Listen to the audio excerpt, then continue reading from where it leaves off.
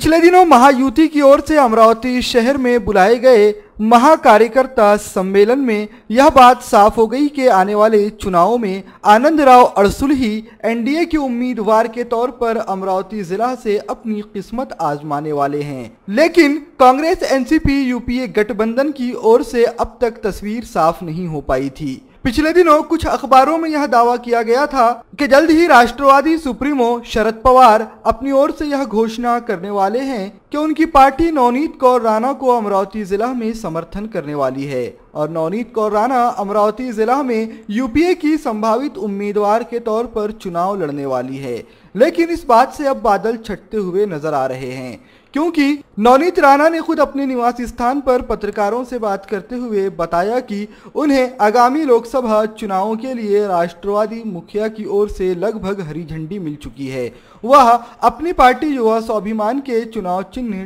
TV पर UPA उम्मीदवार के तौर पर चुनाव लड़ेंगी।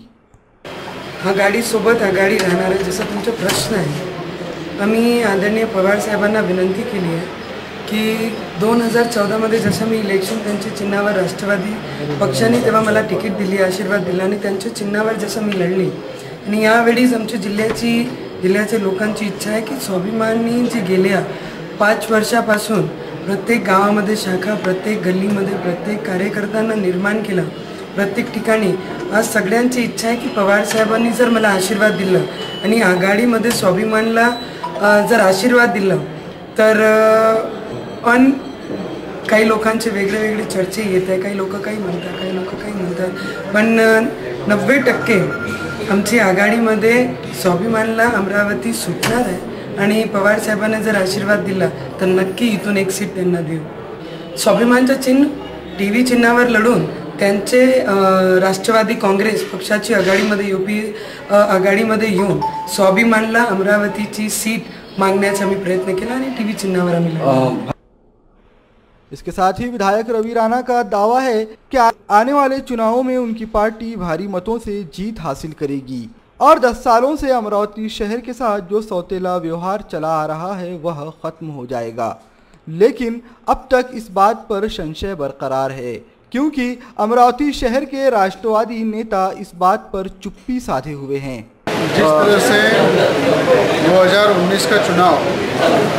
जो अमरावती क्षेत्र का लोकसभा चुनाव सर नवनीत राणा यहाँ से लड़ रही है, युवा स्वयं पार्टी की मार्गदर्शक है, और इस चुनाव के अंदर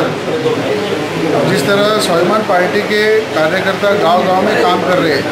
उसी तरह हमारे देश के नेता आदरणीय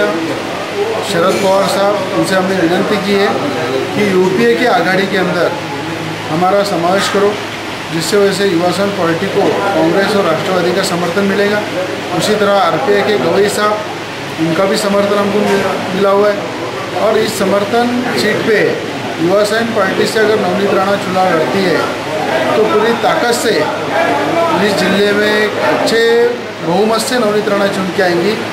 अब तक शहर के किसी भी बड़े राष्ट्रवादी नेता ने सामने आकर इस बात की पुष्टि नहीं की है कि नवनीत राणा ही यूपीए की संभावित उम्मीदवार होगी। गौरतलब हो कि सीटों के बंटवारे में अमरावती जिला संसदीय क्षेत्र एनसीपी के खाते में आया था, तो यहां पर प्रत्याशी उतारने की जिम्मेदारी भी राष्ट्रवादी की ही है। लेकिन अब तक राष्ट्रवादी ने अपने पत्ते नहीं खोले हैं और किसी प्रकार का कोई स्पष्टीकरण भी राष्ट्रवादी की ओर से नहीं आया है, जबकि स्थानीय नेता चुप्पी साधे हुए हैं। दावा किया जा रहा है कि आगामी 2 दिनों में शरद पवार खुद इस बात का ऐलान करने वाले हैं, लेकिन शरद पवार के ऐलान कर देने तक संशय के बादल छटते नजर नहीं आ रहे। VCN न्यूज़ के लिए शिवानी ठाकुर की रिपोर्ट।